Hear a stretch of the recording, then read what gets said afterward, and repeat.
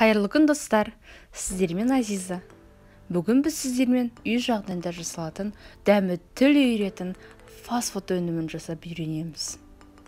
Ол үшін қызып тұрған табамыздың үстіне майымызды салып ерітеміз. Дайындалып алған 2 жұмыртқамызды салып, артынан лавашымызды салып, отта 20-30 секунд ұстап, лавашымызды алып, шетін кесеміз. Майонез немесе қаймақ жағамыз.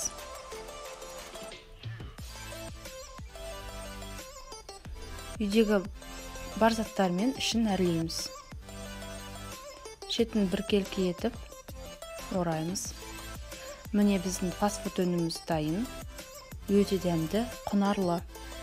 Сіздер де жасап көріңіздер. Ас болсын.